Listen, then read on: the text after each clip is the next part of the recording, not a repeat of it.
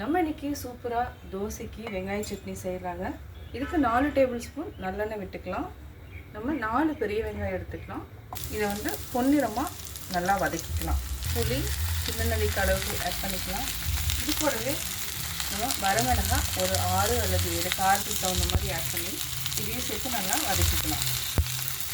தக்காளி ஒரே ஒரு தக்காளி ஆட் பண்ணிக்கோங்க. இதையும் சேர்த்துட்டு 1 நிமிஷம் வரைக்கும் நல்லா வதக்கிக்கலாம். ஒரு கைப்பிடி கொத்தமல்லி அல்லது புதினா, நான் வந்து இன்றைக்கி புதினா சேர்த்துக்கிறேன். புதினா சேர்த்துட்டு புதினா மட்டும் என்னென்னா ஒரு 30 செகண்ட் நம்ம நல்லா வதக்கணும். கொத்தமல்லி ஆட்டம் வதக்காதீங்க, அப்படியே விட்டுருங்க. ஏன்னா அதுலேயே வந்து நிறைய சத்துக்கள் இருக்குது. பச்சையாக போட்டாலே நல்லாயிருக்கும். இப்போ நம்ம என்னென்னா ஆஃப் பண்ணிக்கலாம். கேஸ் ஆஃப் பண்ணிவிட்டு தேங்காயை நம்ம அப்படியே பச்சையாக அரைச்சிக்கலாம். இப்போ நம்ம கேஸ் ஆஃப் பண்ணியாச்சு. தேங்காயை சேர்த்துக்கோங்க. இது அப்படியே ஒரே ஒரு சுற்றிட்டு நம்ம ஆற வச்சுட்டு உப்பு சேர்த்து அரைச்சிக்கலாம். ஆறடிச்சு இப்போ நம்ம அரைச்சிக்கலாம். தேவையான அளவு உப்பு சேர்த்துக்கலாம். வெங்காய சட்னி நம்ம அரைச்சிட்டோம். உங்களுக்கு தேவைன்னா நீங்கள் தாளிச்சிக்கலாம். நான் வந்து இன்றைக்கி தாளிக்க போகிறதில்ல. இப்போ வேறு பவுலில் மாற்றிக்கலாம். நம்ம வேறு பவுலில் மாற்றிட்டோம். சாப்பிட்றப்ப என்னென்னா நீங்கள் லைட்டாக இந்த மாதிரி நல்லெண்ணெயை வந்து அப்படியே வந்து ஊற்றிக்கோங்க. ஊற்றிட்டு இது வந்து கெட்டு போகாது.